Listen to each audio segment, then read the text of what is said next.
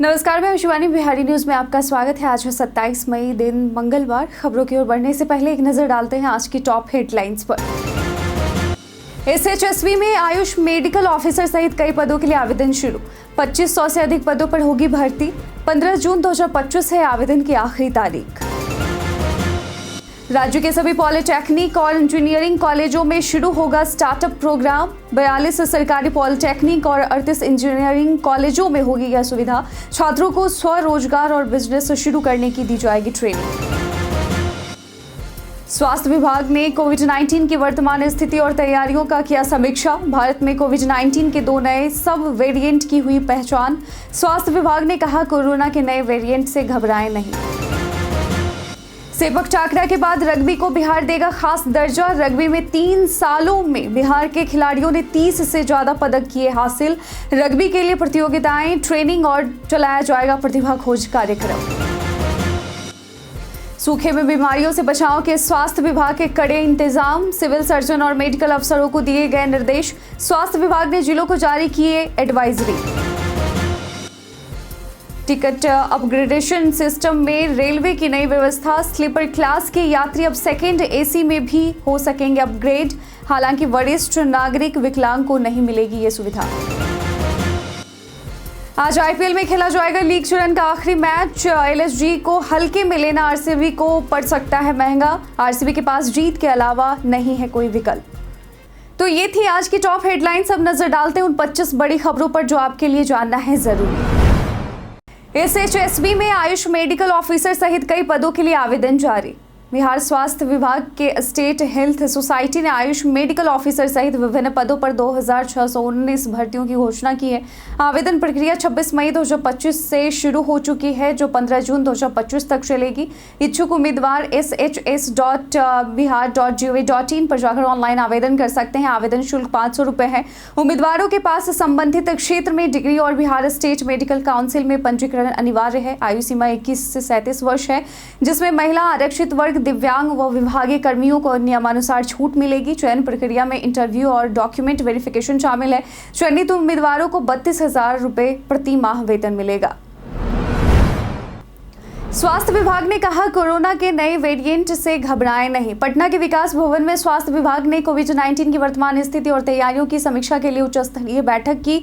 अपर मुख्य सचिव प्रत्यय अमृत की अध्यक्षता में आयोजित इस बैठक में राज्य के सभी जिलों के सिविल सर्जन, मेडिकल कॉलेज प्राचार्य और अन्य अधिकारी वीडियो कॉन्फ्रेंसिंग के माध्यम से शामिल हुए। अपर मुख्य सचिव ने जनता से नए वेरिएंट से घबराने की बजाय सतर्क रहने की अपील की। भारत में कोविड-19 के 2 नए सब वेरिएंट NB.1.8.1 और LF.7 की पहचान हुई है, जिन्हें WHO ने निगरानी में रखा है। सभी जिलों को जांच किट, दवाएं, ऑक्सीजन और आवश्यक संसाधन उपलब्ध कराने का निर्देश दिया गया है। साथ ही संदिग्ध मामलों की सक्रिय निगरानी और समय पर जांच पर जोर दिया गया। बीते दिन जारी किए गए आंकड़ों के अनुसार देश भर में सक्रिय कोविड-19 मामलों की संख्या 1000 के पार हो गई है। बीते एक हफ्ते में 752 नए मामले सामने आए हैं। राज्य के सभी पॉलिटेक्निक और इंजीनियरिंग कॉलेजों में शुरू होगा स्टार्टअप प्रोग्राम। जी हां, बिहार सरकार ने छात्रों को एंटरप्रेन्योर बनाने के लिए एक खास पहल शुरू की है। अब राज्य के सभी 42 सरकारी पॉलिटेक्निक संस्थानों और 38 इंजीनियरिंग कॉलेजों में स्टार्टअप बिहार प्रोग्राम शुरू किया जाएगा और इसकी शुरुआत समर कैंप से होगी, जिसमें छात्रों को स्वरोजगार और बिजनेस शुरू करने की ट्रेनिंग दी जाएगी। और इस कार्यक्रम का उद्देश्य शिक्षा और उद्योगों के बीच तालमेल बढ़ाना है, ताकि छात्र असली दुनिया की जरूरतों को समझ सके और खुद को बेहतर तरीके से तैयार कर सके। इसमें स्थानीय उद्यमियों को भी शामिल किया जाएगा और छात्रों को बिना ब्याज वाली फाइनेंशियल सहायता की जानकारी दी जाएगी। अब पंचायत दफ्तरों तक भी पहुंचाई जाएगी मौसम की जानकारी। राज्य सरकार ने एक योजना बनाई है, जिससे अब पंचायत दफ्तरों तक भी मौसम की जानकारी पहुंचाई जाएगी। इसके तहत अगले 5 दिनों का मौसम पूर्वानुमान, यानी मौसम कैसा रहेगा, इसकी जानकारी सभी स्तरों, जिला, अनुमंडल, प्रखंड और पंचायत के दफ्तरों को दी जाएगी और यह काम बिहार मौसम केंद्र करेगा। योजना एवं विकास विभाग ने यह जानकारी बाकी जरूरी विभागों जैसे आपदा, कृषि, जल, ऊर्जा, वन, पर्यटन और परिवहन विभाग को भी देगा। इससे सभी को पहले से तैयारी करने में मदद मिलेगी और आपदा के समय नुकसान कम होगा। सरकार का मानना है कि इससे काम करने में आसानी होगी। सहायक अभियंता भर्ती आवेदन के लिए अंतिम तिथि नजदीक। बिहार लोक सेवा आयोग द्वारा विज्ञापन संख्या 29/2025, 30/2025 तथा 31/2025 के तहत राज्य सरकार के विभिन्न विभागों में सहायक अभियंता के कुल 1024 पदों पर भर्ती हेतु ऑनलाइन आवेदन आमंत्रित किए गए हैं। विशेष रूप से विज्ञापन संख्या 31/2025 के अंतर्गत भवन निर्माण विभाग में सहायक अभियंता के 16 पद शामिल है। आवेदन की अंतिम तिथि इनकी 28 मई 2025 है। इच्छुक एवं पात्र अभ्यर्थी आयोग की वेबसाइट bpsc.bihar.gov.in पर शीघ्र आवेदन करें। किसी भी तकनीकी समस्या हेतु बीपीएससी पटना से संपर्क किया जा सकता है। हड़ताल के बीच राजस्व कार्य संभालेंगे अमीन और पंचायत सचिव। जी हां, राज्यों से कर्मचारियों की हड़ताल के कारण काम प्रभावित न हो, इसके लिए राजस्व एवं भूमि सुधार विभाग ने अमीनों और पंचायत सचिवों को जिम्मेदारी देने का फैसला किया है। इन्हें ऑनलाइन प्रशिक्षण देकर काम सिखाया जा रहा है। सभी जिलों में अधिकारियों की देखरेख में यह प्रशिक्षण हो रहा है, जिसमें बिहार भूमि पोर्टल पर काम करने की प्रक्रिया समझाई जा रही है। जरूरत पड़ने पर ये अमीन और सचिव अंचल अधिकारियों और अन्य कर्मियों से मदद ले सकते हैं। साथ ही सेवानिवृत्त राजस्व कर्मचारियों की सेवा संविदा पर ली जाएगी। हड़ताल पर गए कर्मियों को कारण बताओ नोटिस भी जारी कर सख्त कार्रवाई की जा रही है। साथ ही हड़ताल पर गए कर्मचारियों को बीते दिन शाम तक अपने अंचल कार्यालय में लैपटॉप जमा करने का भी निर्देश दिया गया था। टिकट अपग्रेडेशन सिस्टम में नई व्यवस्था जानिए, किसे मिलेगा लाभ। भारतीय रेलवे ने टिकट अपग्रेडेशन सिस्टम में बड़ा बदलाव किया है। पहले स्लीपर क्लास के यात्री केवल 3rd एसी तक अपग्रेड हो सकते थे, लेकिन अब वे सीट खाली होने पर 2nd एसी तक भी सफर कर सकेंगे। हालांकि अब 3rd एसी के वेटिंग टिकट वालों को 1st या 2nd एसी में अपग्रेड नहीं किया जाएगा, जिससे उन्हें झटका लगा है। केवल 2nd एसी के यात्री ही अब 1st एसी में अपग्रेड हो सकेंगे और यह सुविधा उन्हीं यात्रियों को मिलेगी जिन्होंने पूरा किराया चुकाया हो। रियायती टिकटों वाले जैसे वरिष्ठ नागरिक, विकलांग को इसका फायदा नहीं मिलेगा। टिकट बुक करते समय ऑटो अपग्रेडेशन का विकल्प चुनना जरूरी है, ये चुनना ना भूलें। और हाँ, ऐसी ही जरूरी और काम की खबरों के लिए बिहारी न्यूज को सब्सक्राइब जरूर करें। अब ऑनलाइन मिल जाएगी परीक्षा के सभी प्रश्न पत्र। जी हां, बिहार शिक्षा विभाग ने राज्य के 71,632 प्रारंभिक स्कूलों के लिए एक बड़ा फैसला लिया है। मासिक, त्रैमासिक और वार्षिक परीक्षाओं के सभी प्रश्न पत्र ई शिक्षा कोश पोर्टल पर ऑनलाइन मिलेंगे। इससे 2,11,00,000 से ज्यादा छात्रों को फायदा होगा। स्कूलों को अब प्रश्न पत्र छपवाने की जरूरत नहीं होगी, वे सीधे पोर्टल से डाउनलोड कर सकेंगे। जून महीने के असाइनमेंट और गर्मी की छुट्टियों का होमवर्क भी इसी पोर्टल पर मिलेगा। सभी जिला शिक्षा अधिकारियों को निर्देश दिए गए हैं कि यह प्रक्रिया समय पर और सही तरीके से हो और इस कदम से डिजिटल शिक्षा को बढ़ावा मिलेगा और छात्रों की पढ़ाई का आकलन आसान होगा। सेपक टाकरा के बाद रग्बी को बिहार देगा खास दर्जा। बिहार ने पहले से सेपक टाकरा खेल को गोद लिया है और अब रग्बी को भी अपनाने की योजना बना रहा है। रग्बी में पिछले 3 सालों में बिहार के खिलाड़ियों ने 30 से ज्यादा पदक जीते हैं, जिनमें 20 से अधिक स्वर्ण पदक हैं। बिहार की टीम की जर्सी पर भी बिहार लिखा होगा, जैसा अभी ओडिशा ने किया है। बिहार राज्य खेल प्राधिकरण रग्बी के लिए राष्ट्रीय प्रतियोगिताएं, ट्रेनिंग और प्रतिभा खोज कार्यक्रम चलाया जाएगा। राजगीर में रग्बी का उच्च स्तरीय प्रशिक्षण केंद्र भी खुलने वाला है। अगस्त में बिहार में एशिया रग्बी सेवेंस चैंपियनशिप भी होगी, जिसमें कई देशों की टीमें भाग लेंगी। बचे हुए 60,000 शिक्षकों का ट्रांसफर दूसरे चरण में होगा। राज्य के सरकारी स्कूलों में कार्यरत 60,226 शिक्षकों का स्थानांतरण अब दूसरे चरण में किया जाएगा। पहले चरण में 1,90,000 में से 1,30,000 शिक्षकों का ट्रांसफर हो चुका है। बचे हुए शिक्षकों के लिए शिक्षा विभाग ने सभी जिला शिक्षा अधिकारियों की बैठक बुलाई है, जिसमें रिक्त पदों और छात्र शिक्षक अनुपात के आधार पर फैसला लिया जाएगा। जिन शिक्षकों का ट्रांसफर नहीं हुआ है वे चाहे तो अपने पुराने आवेदन को हटाकर नए सिरे से विकल्प भर सकते हैं। यदि शिक्षक शिवहर, सीतामढ़ी, अररिया जैसे अधिक जरूरत वाले जिलों का विकल्प चुनते हैं तो उनके ट्रांसफर पर जल्द विचार किया जाएगा। इससे उन्हें मनचाही जगह मिलने की संभावना बढ़ जाएगी। सूखे में बीमारियों से बचाव के स्वास्थ्य विभाग के कड़े इंतजाम। उत्तर बिहार में बाढ़ की आशंका के बाद अब सरकार ने सूखे पर भी ध्यान देना शुरू कर दिया है। ऐसे जिलों में जहां हर साल सूखा होता है, सरकार ने वहां के सिविल सर्जन और मेडिकल अफसरों को सूखे के दौरान होने वाली बीमारियों से बचाव के लिए तैयारी करने के निर्देश दिए हैं। स्वास्थ्य विभाग ने जिलों को एडवाइजरी जारी की है। इसमें सांस की बीमारी, दस्त, बुखार, मलेरिया, डेंगू और सांप कुत्ते के काटने जैसी समस्याओं से बचाव के लिए दवाइयों की उपलब्धता सुनिश्चित करने को कहा गया है। साथ ही हीट वेव के मरीजों के लिए अस्पतालों में बेड रखने और खास जागरूकता कैंप चलाने के निर्देश भी दिए गए हैं। पानी की बोतल पर लिखी एक्सपायरी डेट किसकी होती है, पानी या बोतल की? क्या आपको पता है? जी हाँ, पानी की बोतल पर लिखी एक्सपायरी डेट पानी के लिए नहीं बल्कि बोतल के लिए, प्लास्टिक के लिए होती है। और पानी खुद कभी खराब नहीं होता, लेकिन प्लास्टिक की बोतल समय के साथ पानी में कुछ केमिकल छोड़ने लगती है और ये केमिकल हमारे स्वास्थ्य के लिए हानिकारक हो सकते हैं, जैसे ब्लड प्रेशर बढ़ना, डायबिटीज़ और दिल की बीमारियां। तो इसलिए कंपनियां बोतल की शेल्फ लाइफ यानी एक्सपायरी डेट बताती हैं। पहले पानी पी लें, सेहत के लिए बेहतर होता है कि BPA फ्री बोतलें या स्टील के बर्तन इस्तेमाल करें और एक्सपायरी डेट के बाद की बोतल का पानी न पिएं। बिहार खेल विश्वविद्यालय का पहला प्रोस्पेक्टस आज होगा लॉन्च। जी हाँ, राजगीर स्थित बिहार खेल विश्वविद्यालय आज 27 मई को दोपहर 12:30 बजे अपना पहला प्रोस्पेक्टस जारी करेगा और यह प्रोस्पेक्टस 2025-26 सत्र में शुरू होने वाले पाठ्यक्रमों की पूरी जानकारी देगा। इसमें पाठ्यक्रमों में प्रवेश के लिए योग्यता, सीटों का विवरण, आरक्षण की व्यवस्था, नामांकन की तारीखें, फीस संरचना और हॉस्टल सुविधाओं की जानकारी शामिल है। कुलपति शिशिर सिन्हा इसके लोकार्पण करेंगे और यह दस्तावेज छात्रों, अभिभावकों और अन्य लोगों के लिए एक गाइड की तरह काम करेगा और खेल शिक्षा में करियर बनाने वाले लोगों के लिए मददगार साबित होगा। प्याज की खेती पर किसानों को मिलेगा अनुदान, 18 जिलों को योजना का मिलेगा लाभ। जी हाँ, नीतीश सरकार ने किसानों की आमदनी बढ़ाने और प्याज उत्पादन बढ़ाने के लिए प्याज क्षेत्र विस्तार योजना शुरू की है। इस योजना के लिए 2 करोड़ 2 लाख रुपए से ज्यादा की राशि स्वीकृत की गई है। योजना 18 जिलों बांका, बेगूसराय, भागलपुर, भोजपुर, बक्सर, दरभंगा, गोपालगंज, लखीसराय, मुजफ्फरपुर, नालंदा, पटना, रोहतास, समस्तीपुर, सारण, शेखपुरा, सीतामढ़ी, सिवान एवं वैशाली में लागू होगी, जिसमें किसानों को प्रति हेक्टेयर प्याज की खेती पर 18,375 रुपए का अनुदान मिलेगा। किसानों को प्रमाणित बीज कम कीमत पर उपलब्ध कराया जाएगा। योजना का लाभ छोटे, सीमांत और बटाईदार किसानों को भी मिलेगा यदि वे जरूरी दस्तावेज दिखाएं तो। डिप्टी सीएम ने कहा कि लाभ पाने के लिए किसानों को DBT पोर्टल पर पंजीकरण करना होगा। चयन पहले आओ पहले पाओ के आधार पर होगा। अमेरिका में अक्षरा सिंह को मिला बड़ा सम्मान। भोजपुरी फिल्मों की मशहूर अदाकारा अक्षरा सिंह को अमेरिका में एक खास सम्मान मिला है। उन्हें Bihar Jharkhand association of north America की ओर से एप्रिसिएशन अवार्ड से सम्मानित किया गया और यह अवार्ड उन्हें भारतीय संस्कृति और भोजपुरी सिनेमा में उनके योगदान के लिए मिला। अवार्ड मिलने पर अक्षरा ने सोशल मीडिया पर एक भावुक पोस्ट शेयर किया और लिखा कि उन्होंने कभी नहीं सोचा था कि बिहार के एक छोटे से शहर से निकलकर अमेरिका में अपने राज्य और देश का नाम रोशन करेंगी। उन्होंने इसे अपनी मेहनत, संघर्ष और सपनों की जीत बताया है और सभी सपने देखने वालों को यह सम्मान समर्पित किया है।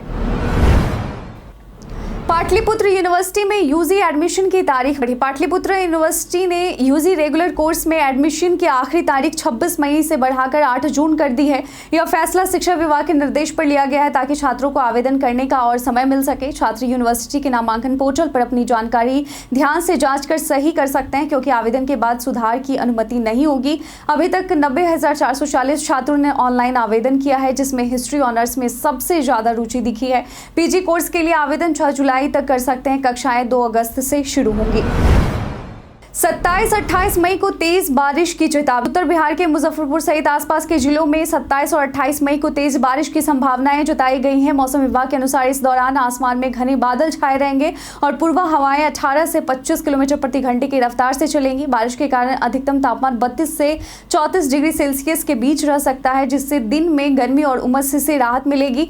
वहीं रातें भी अपेक्षाकृत ठंडी होंगी। फर्जी राशन कार्ड का बड़ा खुलासा, 50,000 कार्ड संदिग्ध। बिहार के नवादा जिले में 50,476 संदिग्ध राशन कार्ड धारियों की पहचान हुई है, जिनके कार्ड फर्जी या गलत तरीके से बनाए गए हो सकते हैं। यह कार्रवाई खाद्य एवं सार्वजनिक वितरण विभाग भारत सरकार के निर्देश पर की जा रही है। नवादा सदर में 25,030 और रजौली में 25,446 ऐसे कार्डधारी मिले हैं। अब इनकी पात्रता की जाँच की जाएगी, जिसके लिए स्थानीय अधिकारी नियुक्त किए गए हैं। जिला प्रशासन ने लोगों से अपील की है कि वे जाँच में सहयोग करें और किसी अफवाह या बिचौलिए की बातों में ना आए। प्रशासन ने भरोसा दिलाया है कि जो वाकई हकदार हैं उन्हें कोई नुकसान नहीं होगा। वंदे भारत पर पत्थरबाजी मामले में 3 गिरफ्तार। बिहार के गयाजी में वंदे भारत एक्सप्रेस ट्रेन पर हुए पत्थरबाजी के मामले में आरपीएफ ने बड़ी कार्रवाई की है। घटना 21 मई को वाराणसी से रांची जा रही ट्रेन के काष्ठा और वेस्ट केविन के बीच हुई थी, जिसमें ट्रेन के इंजन के शीशे टूट गए थे। घटना के बाद रेल प्रशासन ने तुरंत जांच शुरू की और सीसीटीवी फुटेज के जरिए 3 युवकों की पहचान कर उन्हें गिरफ्तार कर लिया। गिरफ्तार युवकों के नाम में सौरभ कुमार, मुन्ना कुमार और नितिन राज हैं, जो गयाजी के शेरपुर गाँव के रहने वाले हैं। उनकी उम्र 18 साल है और अभी आगे की जांच चल रही है। अब चैट्स में ढूंढने की झंझट खत्म, व्हाट्सएप ला रहा है मीडिया हब। व्हाट्सएप जल्द ही वेब यूजर्स के लिए एक नया और कमाल का फीचर ला रहा है, चैट मीडिया हब। जी हाँ, इस फीचर की मदद से यूजर्स से सभी चैट्स में शेयर की गई फोटो, वीडियो, जीआईएफ, डॉक्यूमेंट्स और लिंक्स को एक ही जगह पर देख सकेंगे। यह ऑप्शन वेब क्लाइंट के साइड बार में मिलेगा, जिससे इसे एक्सेस करना बहुत आसान होगा। खास बात यह है कि इसमें कैप्शन से सर्च करने का ऑप्शन और मल्टी सेलेक्ट बटन भी होगा, जिससे एक साथ कई फाइल्स को डिलीट, डाउनलोड या फॉरवर्ड किया जा सकेगा। और यह फीचर यूजर्स को मीडिया कंटेंट को बेहतर तरीके से ढूंढने और मैनेज करने में मदद करेगा। जल्द ही इसका स्टेबल अपडेट आ सकता है। तेज प्रताप यादव विवाद के बाद कोलकाता पहुंचे लालू परिवार। राजद प्रमुख लालू प्रसाद यादव, राबड़ी देवी, मीसा भारती और परिवार के अन्य सदस्य बीते दिन पटना एयरपोर्ट से कोलकाता रवाना हुए, जहां वे तेजस्वी यादव की बेटी कात्यायनी और छोटी बहू राजश्री यादव से मिलने जा रहे थे। इस बीच तेज प्रताप यादव की पहली पत्नी ऐश्वर्या राय ने मीडिया से बात करते हुए लालू परिवार पर गंभीर आरोप लगाया। उन्होंने कहा कि उनकी शादी जानबूझकर की गई, जबकि परिवार को पहले से तेज प्रताप यादव के रिश्ते की जानकारी थी। जब मीडिया ने मीसा भारती से इस पर सवाल किया तो उन्होंने कहा कि मामला कोर्ट में है, इसलिए इस पर कुछ भी कहना उचित नहीं होगा। तेज प्रताप यादव की पहली पत्नी ने कहा, पूरा परिवार ड्रामा कर रहा है। तेज प्रताप यादव की पहली पत्नी ऐश्वर्या राय ने बड़ा बयान दिया है। उन्होंने कहा कि तेज प्रताप 12 साल से अनुष्का यादव नाम की लड़की के साथ रिश्ते में है और पूरा परिवार इस पर ड्रामा कर रहा है। ऐश्वर्या राय ने आरोप लगाया कि जब उन्हें मारा पीटा गया तब ससुर लालू यादव, सास राबड़ी देवी और देवर तेजस्वी यादव चुप रहे। उन्होंने कहा कि पार्टी से तेज प्रताप यादव को बाहर निकालने की बात सिर्फ दिखावा है। ऐश्वर्या ने कहा कि उनकी शादी जानबूझकर की गई, जबकि सबको पहले से सब पता था। अब जब बात बाहर आ गई है तो लोग दिखावे की कार्रवाई कर रहे हैं। आज आईपीएल में खेला जाएगा लीग चरण का आखिरी मैच। रॉयल चैलेंजर्स बैंगलोर और आईपीएल में प्लेऑफ में टॉप 2 में पहुंचना बहुत ज़रूरी है। इसके लिए उसे लखनऊ सुपर जायंट्स के खिलाफ आखिरी लीग मैच जीतना होगा। आरसीबी की टीम का आत्मविश्वास अच्छी फॉर्म के कारण बढ़ा है, लेकिन लखनऊ भी घरेलू मैदान पर मजबूत है और उनकी बल्लेबाजी तथा गेंदबाजी दोनों अच्छी है। एलएसजी को हल्के में लेना आरसीबी के लिए भारी पड़ सकता है। लखनऊ ने पिछले मैच में मजबूत प्रदर्शन किया है और उनके कप्तान ऋषभ पंत से भी उम्मीदें हैं, इसलिए आरसीबी के लिए सिर्फ जीत ही टॉप 2 में जगह पक्की करने का रास्ता है। और यह मुकाबला आज शाम 7:30 बजे लखनऊ में खेला जाएगा। भारत के इतिहास में आज की तारीख कई कारणों से है दर्ज। भारत ने 2010 में आज के दिन उड़ीसा के चांदीपुर में बालसोरा जिले में परमाणु तकनीक से लैस धनुष और पृथ्वी 2 मिसाइल का सफल परीक्षण किया। भारत के राष्ट्रपति प्रतिभा पाटिल की चीन के राष्ट्रपति हु जिनताओ तथा प्रधानमंत्री वेन जियाबाओ से हुई मुलाकात के बाद चीन ने 2010 में संयुक्त राष्ट्र सुरक्षा परिषद में स्थायी सदस्यता के लिए भारत के प्रति समर्थन जताया। प्रसिद्ध इतिहासकार बिपिन चंद्र का जन्म 1928 में हुआ। भारत के उद्योगपति और भारतीय जनता पार्टी के वरिष्ठ राजनेता नितिन गडकरी का जन्म 1957 में हुआ। प्रसिद्ध क्रिकेट खिलाड़ी एवं कमेंटेटर रवि शास्त्री का जन्म आज के दिन 1962 में हुआ। भारतीय स्वतंत्रता संग्राम के महान सेनानी एवं स्वतंत्र भारत के प्रथम प्रधानमंत्री जवाहरलाल नेहरू का निधन 1964 में आज ही के दिन हुआ। डॉक्टर भीमराव अंबेडकर की पत्नी रमाबाई अंबेडकर का निधन आज ही के दिन 1935 में हुआ था। और अशोक चक्र से सम्मानित भारतीय सेना के जांबाज सैनिक हंगपन दादा का निधन 2016 में आज ही के दिन हुआ था। इंडिया पोस्ट से जुड़ी फर्जी डिलीवरी संदेश से रहें सतर्क। हाल ही में कई लोगों को एक नकली एसएमएस प्राप्त हो रहा है, जिसमें दावा किया जाता है कि उनका पार्सल वेयर हाउस में पहुंच चुका है और 24 घंटे के भीतर पता अपडेट करने को कहा जाता है, वरना पार्सल वापस कर दिया जाएगा। पीआईबी फैक्ट चेक ने इस संदेश को फर्जी बताया है। इंडिया पोस्ट कभी भी इस प्रकार के लिंक या व्यक्तिगत जानकारी मांगने वाले संदेश नहीं भेजता। ऐसे किसी भी एसएमएस या लिंक पर क्लिक न करें और यह एक साइबर धोखाधड़ी का तरीका है, जिससे आपकी निजी जानकारी चुराई जा सकती है। सतर्क रहें, सुरक्षित रहें। हम प्रतिदिन आपसे 5 ऐसे जरूरी सवालों उसके जवाब पूछते हैं जो कि बीपीएससी, बिहार पुलिस दारोगा समेत एसएससी जैसे अन्य प्रतियोगी परीक्षाओं में काम आएंगे। सवाल इतिहास, बिहार स्पेशल, विज्ञान, करंट अफेयर्स और भूगोल से होते हैं। पूछे गए 5 सवाल में आपने कितना सही उत्तर दिया है यह हमें कमेंट सेक्शन में लिखकर जरूर बताएं। आज का पहला सवाल है, समुद्रगुप्त रिक्त स्थान किसका भक्त था? ऑप्शन ए भगवान शिव, ऑप्शन बी भगवान कृष्ण, ऑप्शन सी भगवान बुद्ध, ऑप्शन डी भगवान विष्णु। इसका सही उत्तर है ऑप्शन डी भगवान विष्णु। आज का दूसरा सवाल है, 20वें जैन तीर्थकर कौन थे? ऑप्शन ए वासु पूज्य, option B Muni Suvrat, option C Kunthu, option D Sambhav. इसका सही उत्तर है ऑप्शन बी मुनि सुव्रत। आज का तीसरा सवाल है, लहरी नामक प्रिंटिंग प्रेस किसने शुरू की? Option A Devki Nandan Khatri, option B Kumar Bimal, option C doctor Nagendra, option D Sumitra Nandan Pant.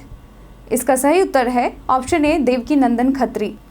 आज का चौथा सवाल है मंडन मिश्र पुरस्कार किस क्षेत्र से संबंधित है? ऑप्शन ए राजनीति, ऑप्शन बी विज्ञान, ऑप्शन सी खेल, ऑप्शन डी धर्म और दर्शन।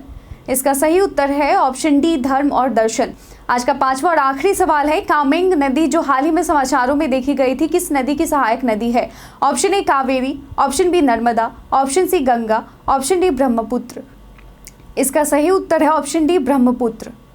बीते दिन हमारे द्वारा पूछे गए सवाल का आप लोगों में से बहुत लोगों ने अपना जवाब में कमेंट सेक्शन में लिख कर दिया था। जिन्होंने हमारे द्वारा पूछे गए सवाल का जवाब दिया उनके नाम है विश्वजीत, कृष्णा प्रसाद, विनोद शाह, अनवर करीम खान, रामशंकर सिंह, पुष्पा, संजीव कुमार, मोहम्मद शाकिर हुसैन, राजकिशोर महतो, राकेश मिश्रा, मोतीलाल कुमार, संजीत कुमार, गणेश कुमार, अभिप्रिया, अतीक खान, गणेश रॉय, राजपति प्रसाद, मीना कुमारी, सुमंत कुमार, सूरज कुमार, अब्दुल मनन और विजय। इसके साथ ही बढ़ते हैं आज के सवाल की। और आज का सवाल है कि क्या आप मानते हैं कि बिहार खेलों के क्षेत्र में अब नई पहचान बना रहा है? खेल के क्षेत्र में अपना जवाब में कमेंट सेक्शन में लिखकर जरूर बताइएगा। आज के बुलेटिन में बस इतना ही। बिहार की तमाम खबरों के साथ अपडेट रहने के लिए देखते रहें बिहारी न्यूज़। धन्यवाद।